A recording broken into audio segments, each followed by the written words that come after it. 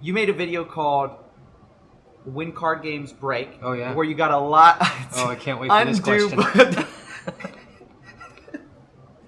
We're going there right now. They said, turn right the off the page. And you told me you can't talk about it. Yeah. So let's talk about it. Okay. I wouldn't phrase it as what role does it play in my life. It defines everything about my life. For the second episode of Coffee With, we're going to jump right in. Our guest is Austin McConnell, who is a filmmaker, a real filmmaker, as in he's competed around the world in film festivals, but he's also a YouTuber, a family man, and so much more. We're going to talk about what got Austin into filmmaking, whether The Last Jedi is actually a good movie, how to handle e-hate when a community lashes out at you, how to find a great book, and why you should break the mold. A little context, we met in a film festival in Orlando, Florida. In fact, we spoke on a panel together, and I was just so impressed how great the video essay YouTuber community is off camera. But on camera, I think you'll find Austin is just as charming. All in all, I really enjoyed this interview. And a quick note, the audio may be a bit strange as one of the lavalier mics I was using failed, so I had to use a secondary mic. I apologize in advance, but especially as I'm learning to interview people, I expect I'll make plenty more technical errors. One last thing to mention, I kept the interview a lot shorter this time around. Let me know if you enjoy that change and if you'd like to see more videos kept short like this one. So here it is. Enjoy. Alright, so whenever you guys are ready. Alright. Hey, good luck, man. I'm real excited for you. Welcome to the second edition of Coffee With. We're here with Austin McConnell, filmmaker. And as you can see, things have changed in the Coffee With production Look value. at all this, I thought man. we would address that right up. You've got right off film the case. strips. You've got an apple box with coffee. We are currently at the Orlando Film Festival, and they have graciously decided to let us use a few of their gadgets. So we're super pumped about that. Yeah. And you will see a return to the normal budget production value shortly. So please enjoy. This is amazing. I'm shocked. I wish that the audience could see all of the work that went in before people were running around. We've got so many people in the room to disappoint. And we will disappoint them. So I want to start. You're a filmmaker, and you've been a filmmaker for a while. I know a lot of people in this space kind of got into it. They saw someone else do it, and they said, "Oh, I can grab Premiere Pro. I can do it myself on a laptop." Yeah. You've been doing this for a while, and I wanted to ask you, what got you started? What was your formative moment in filmmaking where you realized, I want to be a filmmaker and I want to take it seriously? That's a good question. So I decided that I wanted to become a filmmaker when I was watching Return of the Jedi in theaters as a kid, and Luke Skywalker threw the lightsaber away, refusing to strike down his father. And the music swelled, and he's like, I'll never turn to the dark side. I am a Jedi, like my father before me. Second that music picked up, I was like, all right, I want to make movies. That's what I want to do. This stuff is pretty cool. Obviously, you're a huge Star Wars head.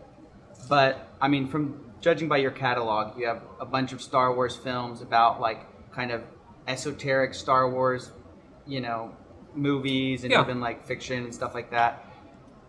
So that was the big breakout moment for you where you said, this is what I want to do. I want to make movies. Were you thinking like Star Wars, or were you just thinking in this? No, man. I mean, it just one of the reasons that Star Wars was so good originally was that it was sort of like the hero's journey, and that entire story cycle, and it was in a fun, exciting way. What kid growing up in that particular era didn't love Star Wars? I mean, probably every person in this room right now who set stuff up was influenced in some way by that. And growing up, I was the nerdy kid that most folks on YouTube are, and I grew up loving Star Wars. I was totally nerded out for all the books and expanded universe stuff like that, and if you had told me that years later I would be able to find success making videos about obscure Star Wars planets and aliens as an extension of success in video, I would have thought you were crazy, but I don't know. So I had a follow-up question to this, and it requires an admission on my part. Okay. So I was not a huge... I was a Star Wars fan like everybody, but I was a very casual. But you weren't crazy. I would watch the movies, and I thought, oh, they're good, but I never thought these are the movies to see, these are the movies to watch. Yeah. I liked all the wrong movies. I Yeah. liked like Clone Wars and like Revenge of the Sith, and Oh, that's everyone all hated those. I loved The Last Jedi. I thought, oh, this is a We're turning. going there right now. This is a turning Right the off the bat. page in Disney's turning the page of Star Wars. I got out of the theater. I thought, what a great movie.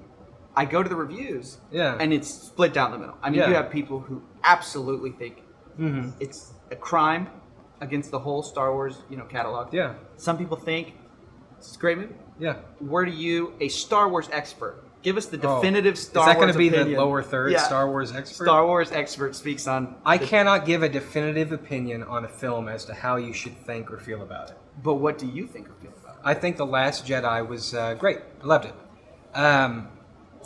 I think that its greatness is evidenced by the fact that it is so divisive.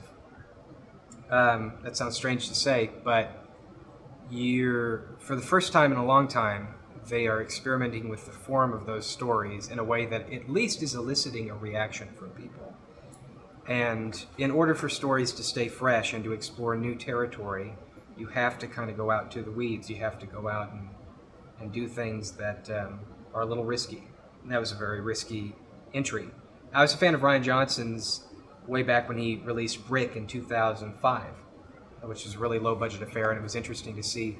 I was wondering how he would translate that to, the platform of Star Wars, and I liked it. I liked how it experimented with the story and how it kind of took a blowtorch to certain expectations that people had. Absolutely. And that's good. Films do not exist to satisfy your fan theory.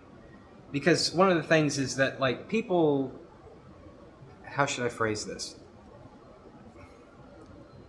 When it comes to any franchise, any story, people think they know what they want. But what they need to hear, or what they need to see in a film, is very rarely what they want to see. And if you're just shooting for meeting people's expectations instead of transcending them, then what's the point? Yeah, you see this all the time in like music, where everyone wants the artist to stay exactly the same. Yeah.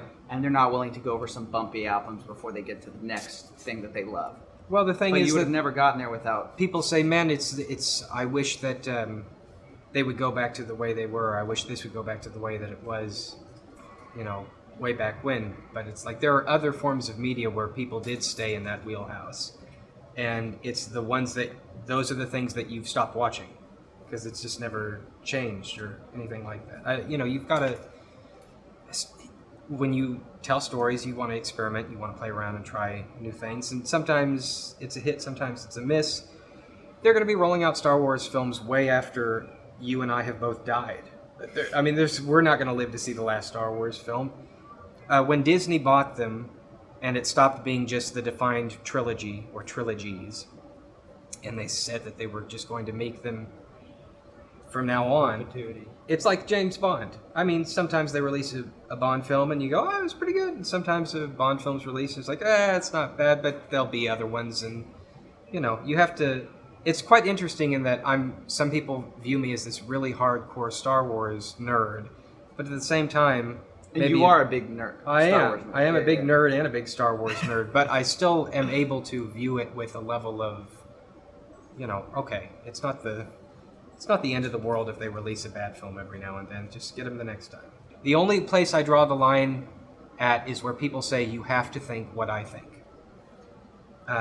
You have to think it's a bad movie, or you have to think it's a good movie. The only thing that I can say is, to me, it's a good movie. If you disagree, hey, have fun. At least we're getting new Star Wars and we can enjoy it. At least we're talking about new stuff as opposed to rehashing the old stuff. Speaking of kind of, working on your own taste and not having the taste as everyone else, I know you went into making kind of independent movies for a while, and you were going to film festivals.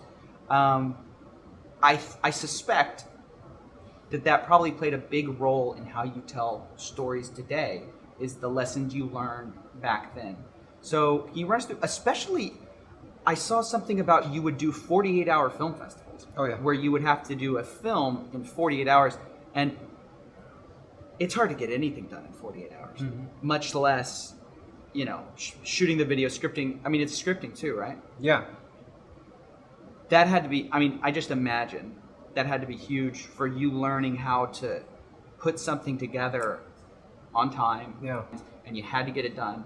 Yeah. What do you think about that? Well, when I was a student, we would compete in these 48-hour film challenges where they give you a prompt. They say, this is what the film has to be about, has to use this line of dialogue and this prop, and you've got 2 days. After 2 days, bring it in, and that's that. If you're 2 days and 1 second over, it doesn't get accepted. And so, go. And you've got to run off and figure it all out in 2 days. It reminds me of those chef shows where they say, like, you have two That's ingredients. exactly what and it's you like. have to use the two ingredients, and maybe they don't work too well Yeah. together, and you have to be creative. Yeah, that's exactly what it's like. And the thing is that there's no entry barrier to it.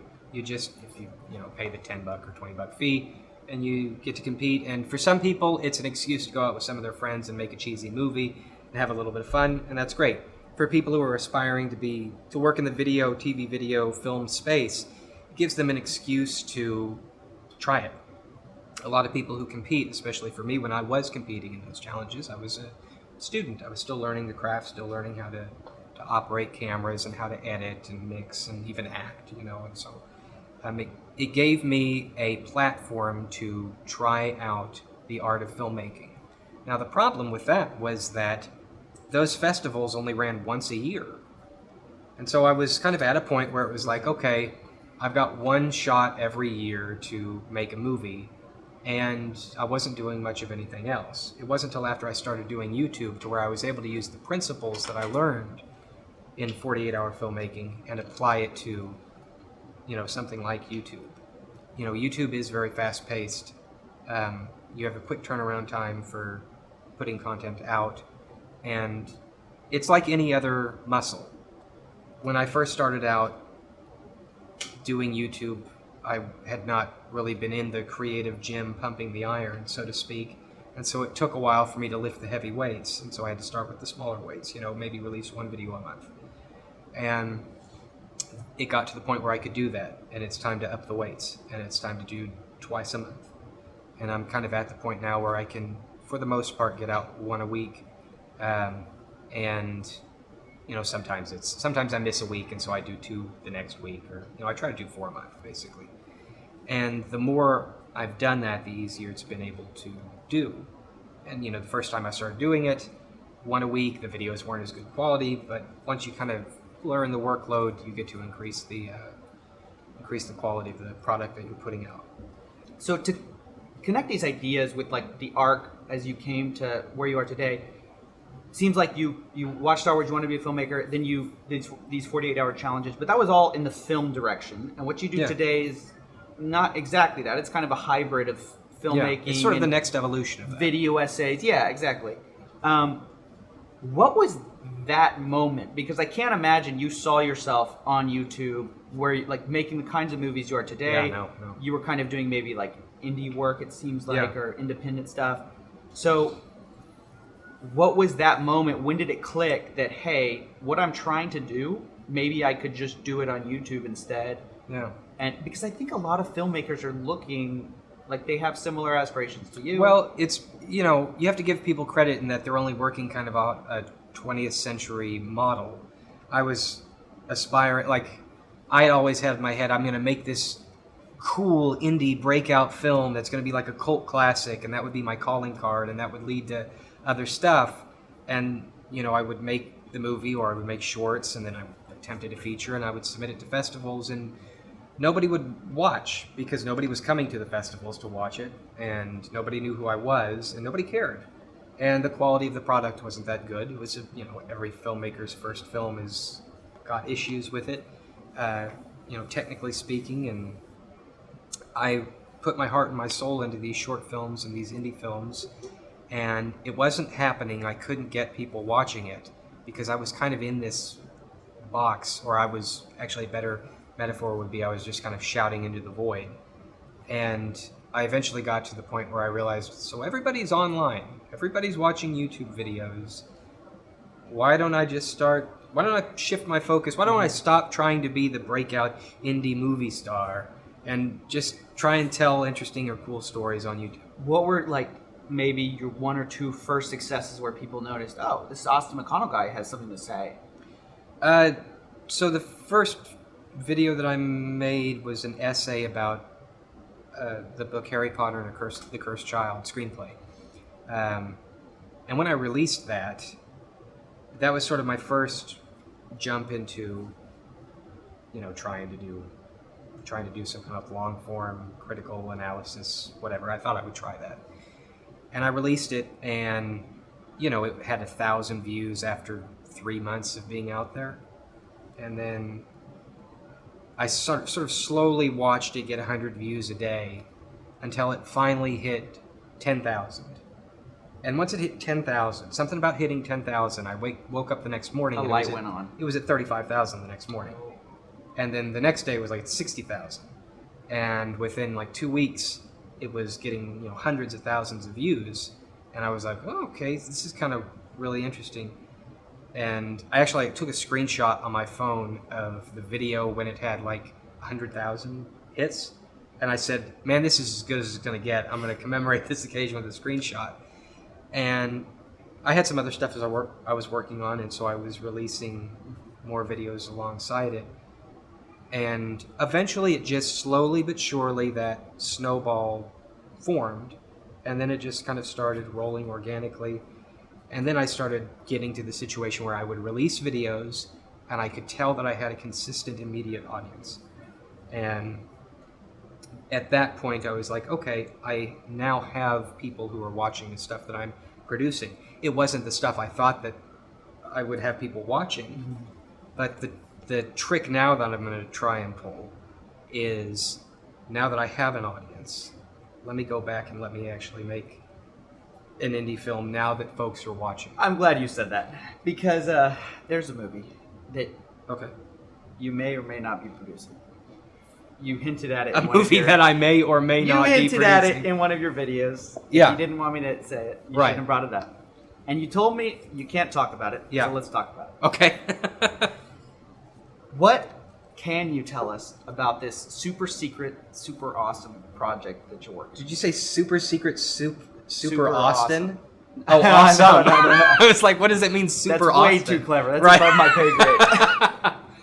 I can't say anything about it, honestly, because if I say information about it right now and it changes, then I'll have either lied to people or I'll have set up a false expectation. And it's in pre-production right now. We're heading towards production next year. And, details change, especially in indie film. Stuff changes sometimes last minute. And right now it's, stories in a pretty locked-in state. Right now we're just kind of looking at the practical feasibility. The one thing is that now that I've found success on YouTube and I've been able to turn this into a career, I'm now able to facilitate a budget to shoot on that was way beyond what I ever thought possible. And I'm able to take that and I can invest that back into now making a serious film. real This film. is the way I kind of keep saying it to myself is this is sort of my next year when I make this thing, it's going to be sort of my last big shot, Are you going to take a hiatus from YouTube while you do? No. Are you going to? That just sounds like so much work. I'm tired just hearing that. Well, I mean, I won't take a hiatus from YouTube. I might reduce it. I might go to bi-monthly, but this is going to be a huge departure from probably what a lot of your fans know you as. Yeah. Which is what's interesting about your work, though, is story. And I may have talked to you a little bit about this earlier. Story is a really integral component of the kinds of things that you make. Yeah. It's not just about ink, like, for example, your ink cartridges video. It's Yeah. not just about it being a scam. Mhm. It's about the story of you going over to your grandma's house, I think. Yeah. And how that all unfolds is really interesting. And it's one of the great lessons of screenwriting is that story is the best way to talk about facts. And it's actually one of the most interesting things, period. Yeah. Well, that video actually starts off, the intro tag on it is, I think it's like exterior Austin's garage day. Like it's set up as if it's a screenplay. Right. So you kind of already are that, but still, this movie is going to be Well, every video I make is a short film. Right. In some way, shape, or form. I'm telling a story about something, and it's structured as if it's a short film. It has a definitive beginning, middle, and end. But in terms of going to the narrative way. It's going to be a little bit. It's interesting. It's going to be different for people to see a narrative, something that I'm telling, which is strange because where I come from in Springfield, Missouri, that was all I was known for, was making these narrative shorts that were kind of dark and interesting to watch, really kind of strange and depressing, things like that. And so that was all I was known for. But now I'm at this situation where way more people now know me for the goofy KFC video. Way more. And so, but at the same Not in time, a bad one of my more highly appreciated videos on my channel. It's close to my heart and lots of people's hearts because I get way more emails from people telling me about what they thought about that. Was the video where I talked about, it was the retrospective of the first film I shot. And that's like my channel trailer right now. It's a 33-minute video where I'm just talking about what I learned from shooting my first feature film. I went into shooting this film with, this huge expectation of it being this big thing, and it was just a complete failure in every way. But having some time removed from it and learning, going through the process of shooting it, I was able to make a YouTube video about my experience shooting it. And that retrospective about the making of the movie is way more successful than the movie ever was. And that's just kind of the way that it is on YouTube now. So I think that people sort of know that I do a little bit of filmmaking. It's just that they've never had the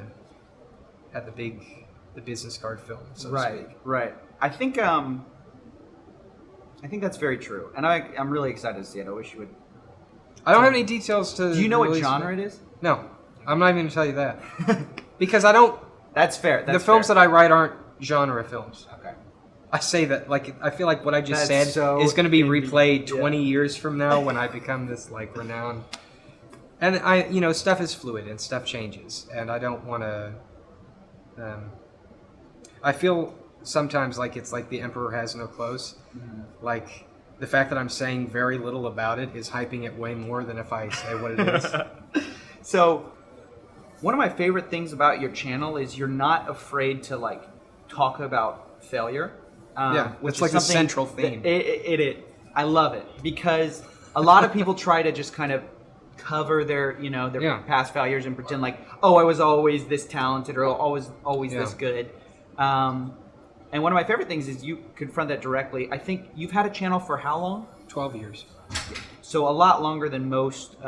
You've had a channel a lot longer than most other YouTubers. Yeah. And only recently have you found kind of some sure footing. Yeah, like a year and a half ago. 2 years maybe. I think that whole concept of artistic failure being a component of success is something that if you don't properly understand that, you're not going to be equipped to kind of weather the storm, so to speak. You might have a few failures and you think, oh, this just means I'm bad. Yeah. I'm whatever. But of course, when you do find success like you did, you can just look back and be like, oh no, that was just all building to my future success. What do you think was your failure that you took the hardest at the time and was like later on you thought, oh no, I looked at it, I'm totally wrong?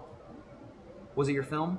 Speaking in terms of filmmaking, there's plenty of personal failures, but speaking in terms of filmmaking, I think it was the film. When I started shooting Sprouting Orchids, I was a very pretentious young man who thought that he was the next Da Vinci and was going to make this masterpiece thing from nothing. And I was just way in over my head and I thought way too highly of myself and I was very prideful. And it was a very humbling experience to fail and to be the direct result of the failure itself and to not be able to blame it on others. And so, it was a very humbling experience to me in that respect.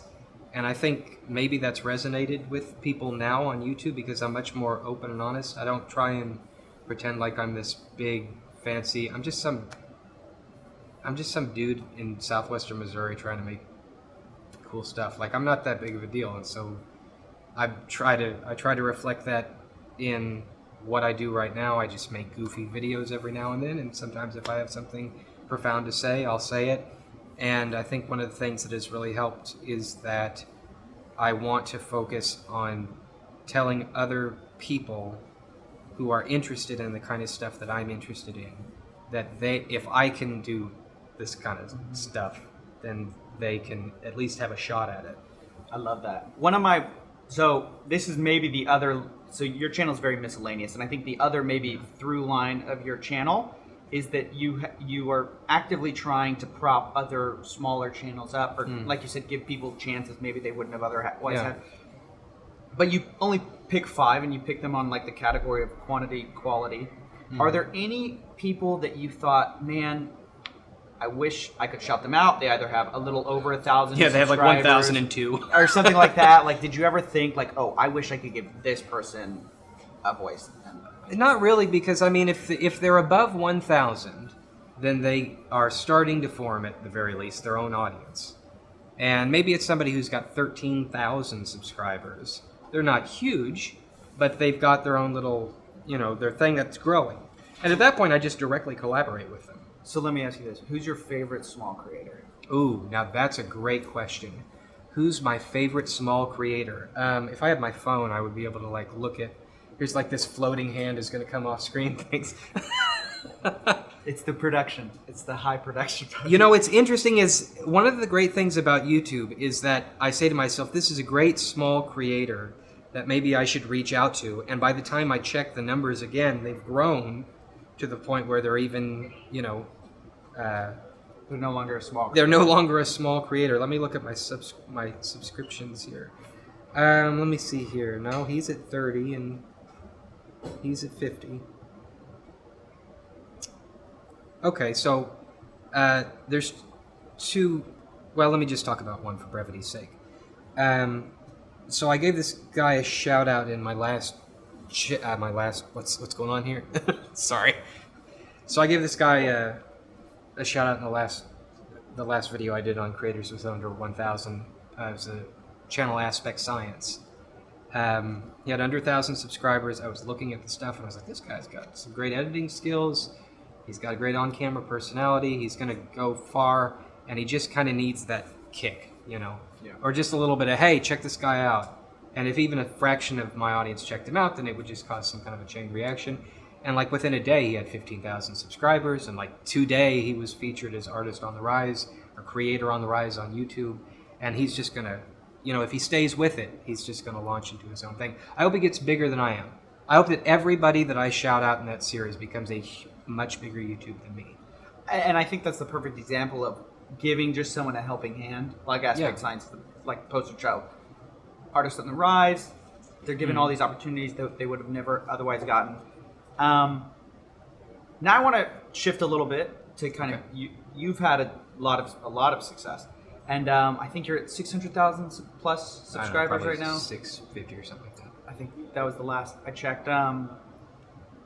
It's interesting when you start out, you're kind of a nobody, and then you build up, and then eventually you're somebody. And before, maybe you make videos on somebody else, and then people start to make videos on you. And so you made a video called "When Card Games Break." Oh yeah, where you got a lot. I can't wait for this question. Where a lot of people gave you a lot of like. I got more hate than when I said I liked The Last Jedi. When I saw the comments in that video, I was like shocked. Oh yeah, it's quite volatile. I think you made just a technical error on like one of the. I didn't explain one of the game mechanics because I'm dumb. I don't know. Like I played the game casually and I didn't understand the mechanics of one of the things. I said that a certain card could create an infinite loop, and the way I described how that happens was not exactly how it happens. And I kind of, as my wife told me, I poked the hornet's nest of the Hearthstone gaming community, and boy, did they let me know it. It was a fun 3 days of kind of way over the top. It started off with, hey, you got this technically wrong. And then it devolved into, we're going to send death threats to you and your friends. And I still to this day have people comment on other videos. Like I will release a video this Wednesday, and I can guarantee you that there will be a small section of the comments saying, I just can't listen to anything you say ever since you messed up that Hearthstone video. And if that's true, then I'm very sorry. That's just It's weird how fickle kind of. well, people are very dedicated to their thing. Yeah. That's their game. That's their community, and people will take it as a personal attack if you say something incorrectly or you attempt to say something negative about it. And the fact that I had incorrectly explained a mechanic gave sort of a scapegoat to write off the actual point of the video, which was the fact that we now live in a gaming environment where games are routinely patched and altered after you purchase them. And the whole point of the video was that, we live in this place where you pay for a certain product or gaming experience, and then the designer of the game can decide to alter that experience after you've purchased the game. A few years ago, if you went and you bought GoldenEye 007 for the N64, That's how it was that was forever. it. That was the game. And you knew what you're paying for, and that was the experience. But now you can buy a game like No Man's Sky that is a certain type of game, and then a year later it is completely different. Sometimes that's a very good thing in the instance of No Man's Sky, but in other situations it's... And the whole point was that I started the video off talking about card games as a kid that I would play at the middle school cafeteria, or I watch middle schoolers play in the cafeteria, and how the card game world has shifted. It's regrettable that legitimate point was lost in the fact that I was just dumb and poorly explained a mechanic, and it had to devolve into the bashing. What I thought was interesting is it seemed like almost due to your, and this is what I meant by you had grown to a big YouTuber. I think when you're a smaller YouTuber and you make a mistake like that, It's people forgivable. will let you know. Right. Well, it's not that it's forgivable. It's that you can't get anywhere by calling them out. Yeah. And I think because you were big at that point and the video kind of went viral, I saw people making entire videos using... Yeah, they have my face as the thumbnail with liar and fraud because I didn't understand how to play a card game correctly. Yeah, I don't want to be too Like, I'm much not of a- selling government secrets to, a foreign agent or something. I'm just getting a game mechanic wrong. I'm sorry. People assign ill will to you. You don't even play the game. That's all fake footage that you didn't even record. You stole somebody else's footage and pretended you don't even play Hearthstone. Couldn't it just be that I'm just a casual player and I just misunderstood the mechanic, and that's one of the points of the video is that it causes casual players to want to give up on the game? So I have... Sorry, I don't want to get into it. No, it's fine. It's fine. I have like a segue into my own experience. When I was starting out, I did a kind of similar thing where I was on the other side. I was calling out somebody else. And I called out this philosophy channel. Okay. And looking back on it, Did you threaten to come to his no. house and kill him? No. But Yeah. But I think what happens is when people see someone successful, and if the person successful makes a mistake, they assume everything that person's doing is probably a mistake, and they've kind of brought these sheeple into their flock or whatever. And it's easy to kind of pick them out and criticize them because honestly, when you get bigger, you're actually an easier target. Yeah. An easier target to make fun of because you have this dedicated fan base, and dedicated fan bases are always easy to make fun of. Yeah. So I just thought that dynamic was interesting of when it happened to you was very telling of the kind of attention it was. Mm-hmm. Not that it wasn't right about the specifics of the game mechanic, but the backlash was so extreme that I think it maybe showed that there was, I think some people were trying to get, some people, not everybody, but some people were trying to get a few clicks out of it. Yeah, well, I mean, when you create a video that's got my face on it with liar and fraud, and it's just, the trashier you are towards someone, the more clicks you're going to get in some instances. And if people wanted, to choose that hill to kill me on, then it's whatever they want to do. But the great thing about all of this is that I've tried to be smart and surround myself with actual friends and family who are supportive, and I don't live and die by whether unnamed keyboard warriors like me or not. I get to go home every day, and I've got a wife that loves me, and we've got a wonderful relationship, and I'm happy with that. I can be content with that. If people want to be mad at me about a misstated because I didn't understand a card game correctly, then okay. Yeah, that's awesome.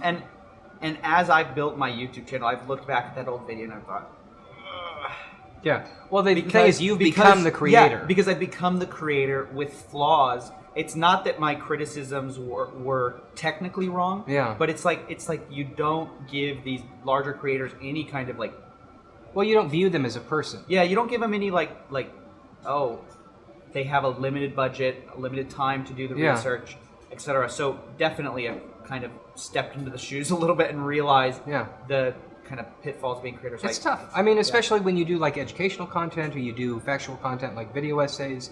I get like 3 things wrong in every video. I mean, if you want a list of the stuff that I've stated wrong, I should even do a video about all of the factual inaccuracies. You don't have to. It's because I'm just like I said, I'm just some dude in Missouri making videos, and I'm going to make mistakes. I'm going to say something wrong every now and then, and I'm going to incorrectly state a few facts. Sometimes it's like because I didn't really understand it properly. Sometimes it's because when I was recording it, I said the wrong number. Yeah. And I didn't catch it by the time I edited it and sent it out there, because when you're just kind of DIYing the thing and you're yourself. And the other thing is sometimes the stuff that I study or the information that I look at is actually not accurate. Mm-hmm. Or in the case of certain things, it becomes dated over time. And it's one of the pitfalls of being a creator. It goes with the territory.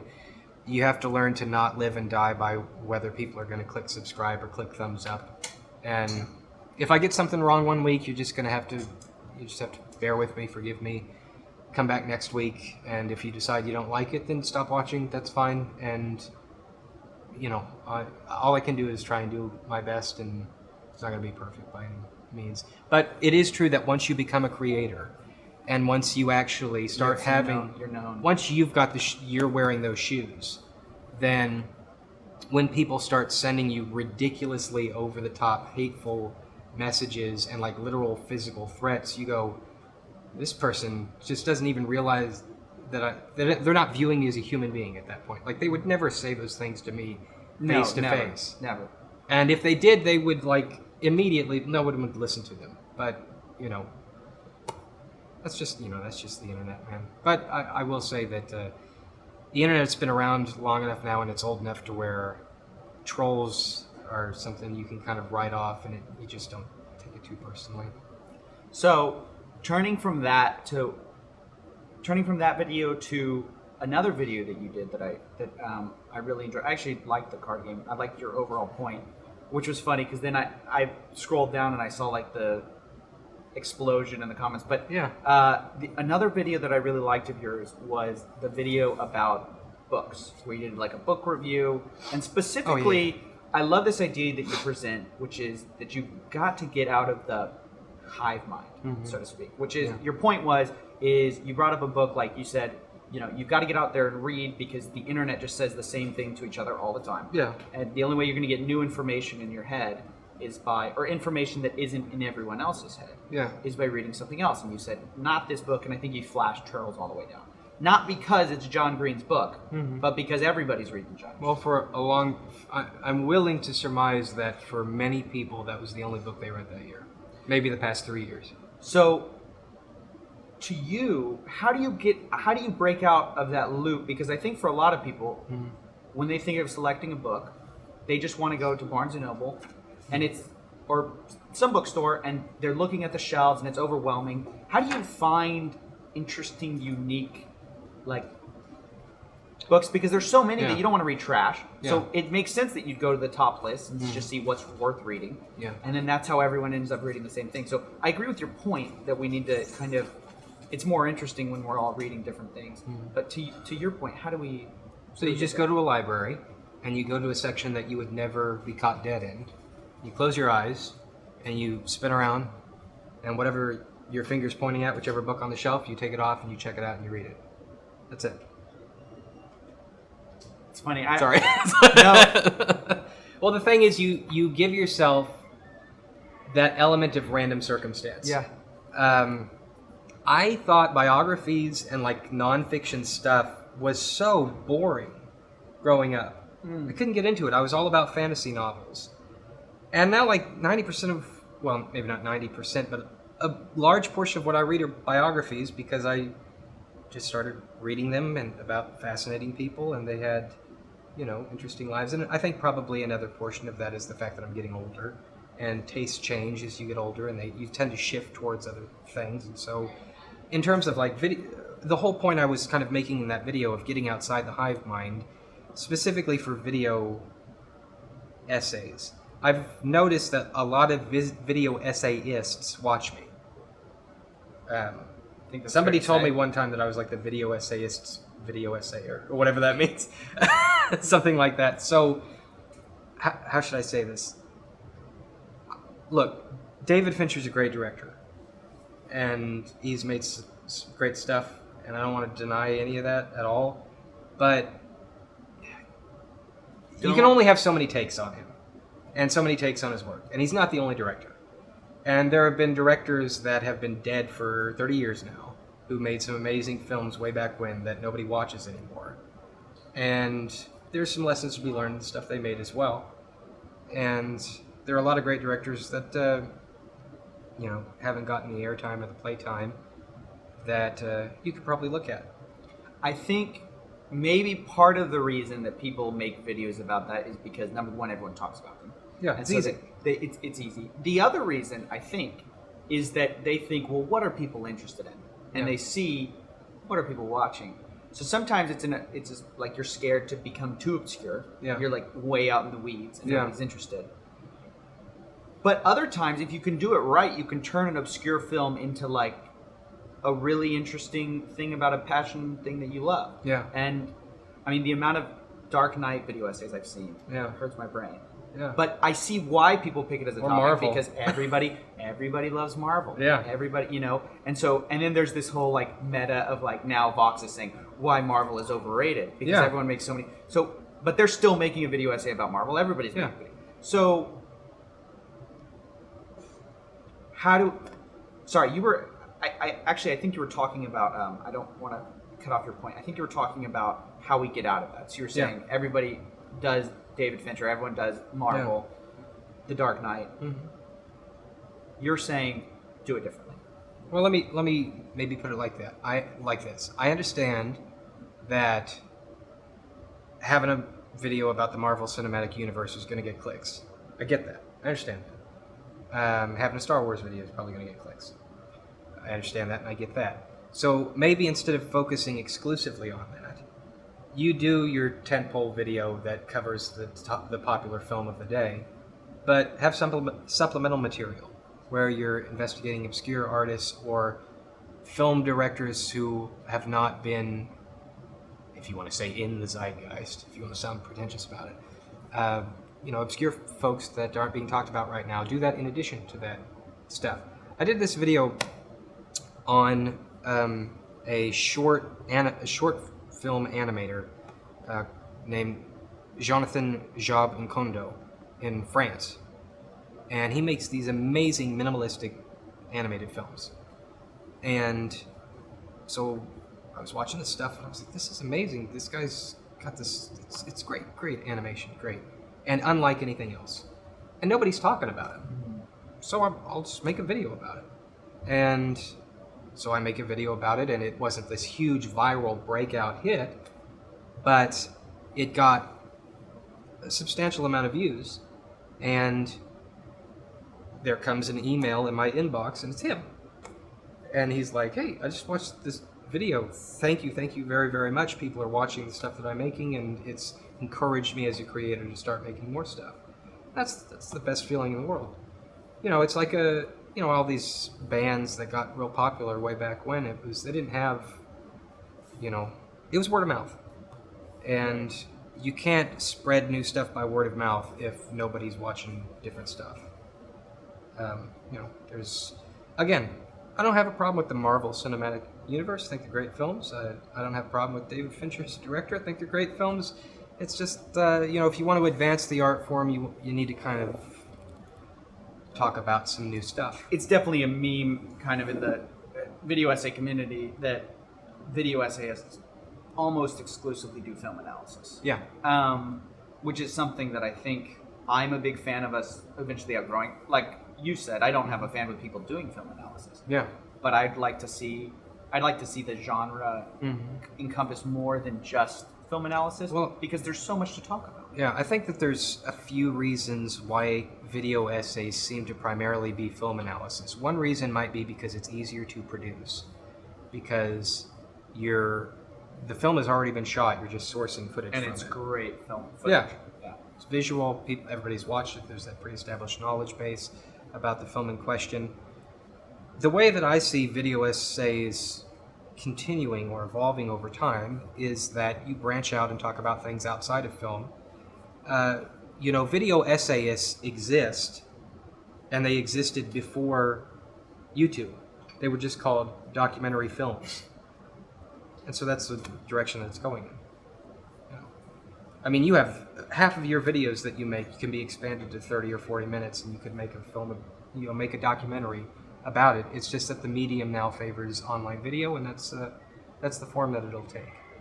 One of the things I think is most interesting and unique about your channel's kind of value is that you come from that film background, and it really shows in your work. Like I said, it shows in your storytelling.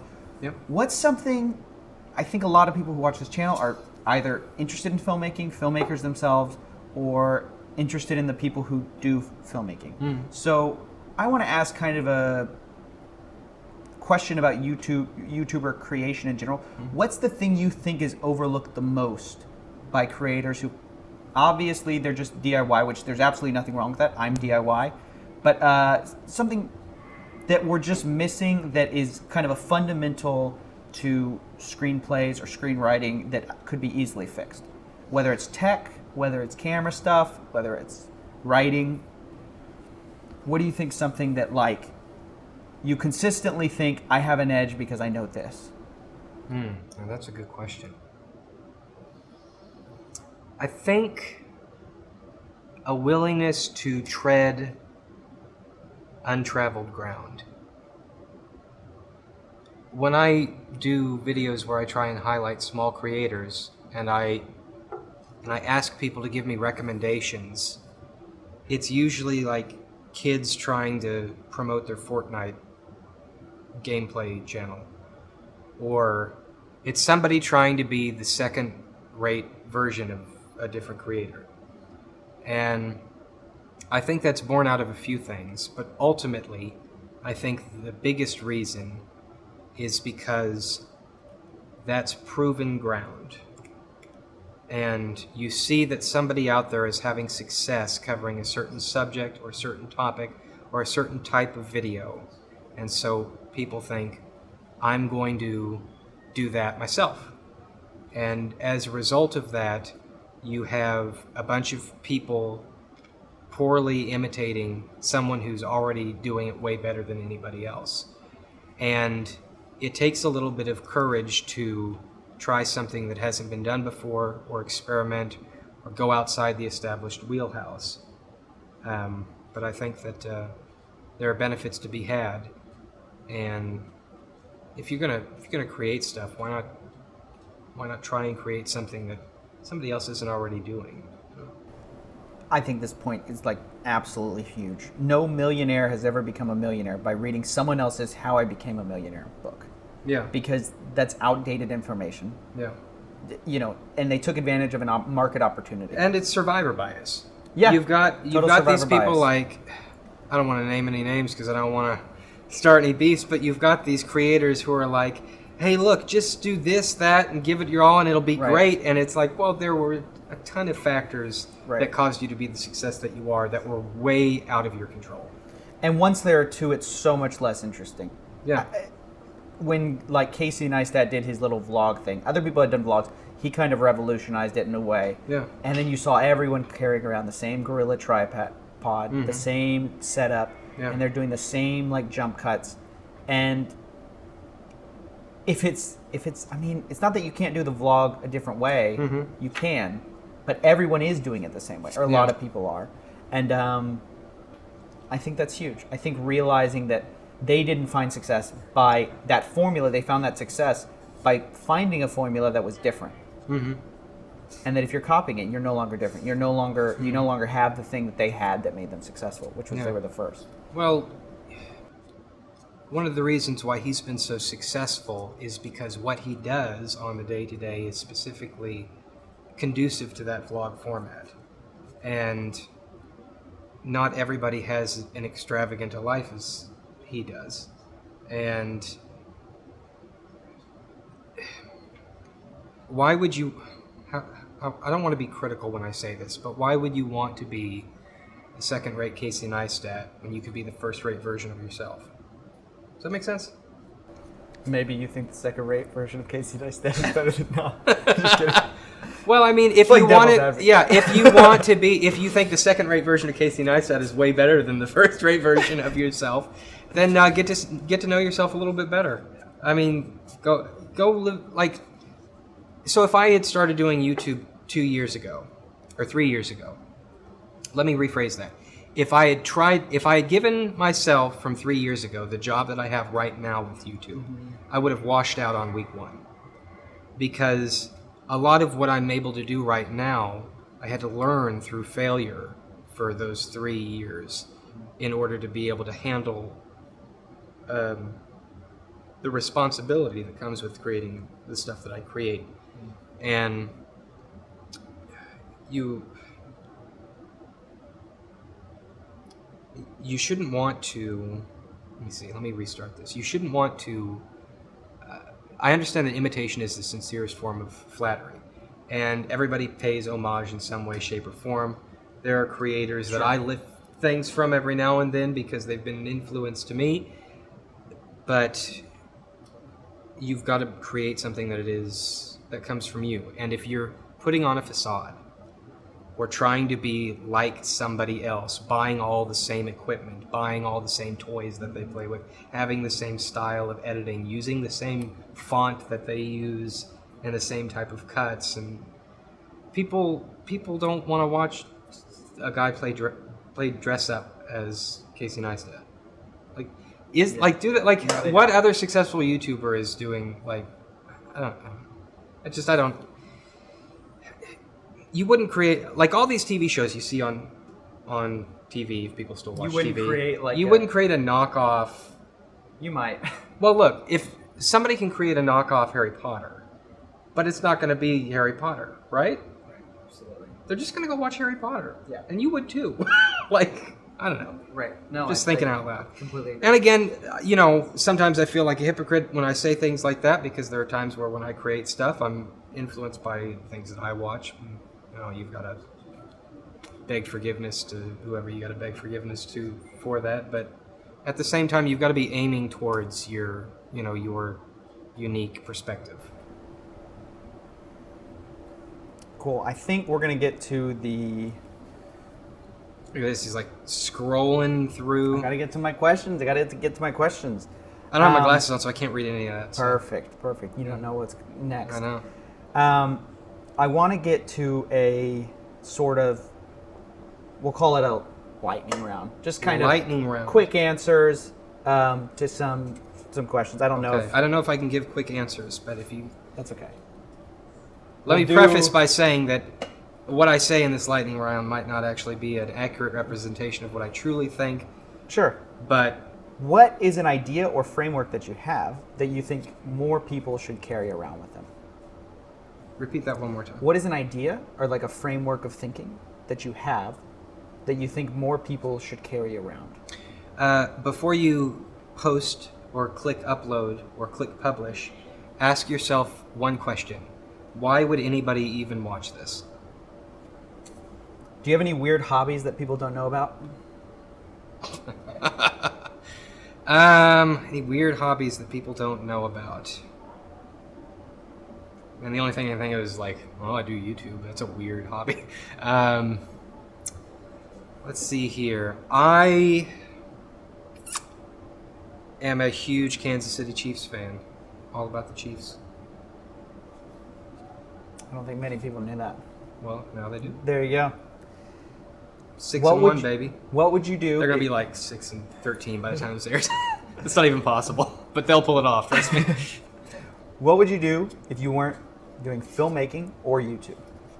What would I do if I wasn't doing filmmaking or YouTube? I would probably be exercising my creativity in a different art form. I know this is lightning round, but let me go back to this. If you're looking for inspiration and you want to do something that's different and outside of the hive mind, go to an art gallery and just walk around and look at stuff. You'll find inspiration. Or, lightning round. Go. Breaking the rules. What is a video that you thought you've always wanted to make, but never had the courage to? Never had the courage to.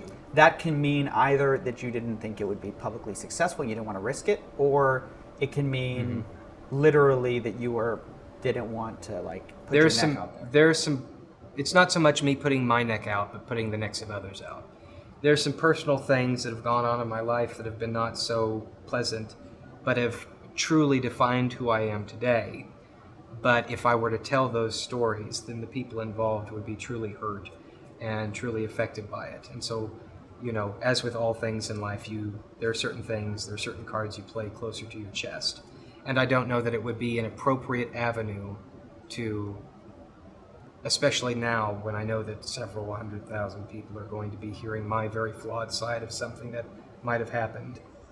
It's not fair to abuse the position that I'm in such a way.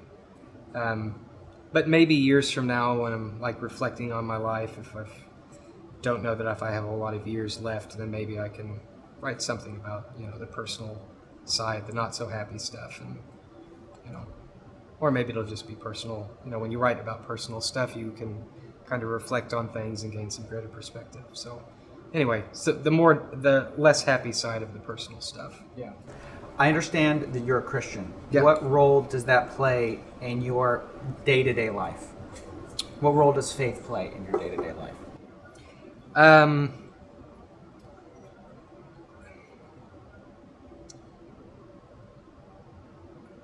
I wouldn't phrase it as what role does it play in my life. It defines everything about my life.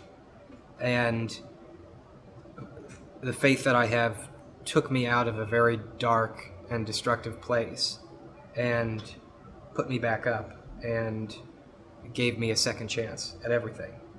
And so it's not so much what role does it play in life, it is what defines everything about it. If you take it out, then the entire structure collapses, if that makes sense. It does. Fine, there's a hard left turn. Okay. Sorry. That was a deep answer. Okay, sorry. Appreciate it. Well, you're asking about religion, It's and those are deep questions that require deep answers. I should have put that before the lightning round. Sure. What is the most popular book recommendation that you make to people where they say, hey, I want a great book that I've never heard of before, or I may probably never have run across? Mm-hmm. You can do fiction or nonfiction if you want, or you can just recommend one. Okay, so if someone's a creative and they want to get into movies or they want to get into writing and they ask, what should I read? Read Stephen King's On Writing. I love that book. Yep. It's a tremendous, tremendous book. Yep. What about fiction specifically? Now that's a harder question. I have to ask about. I'm a fiction head, so I'm a big fan.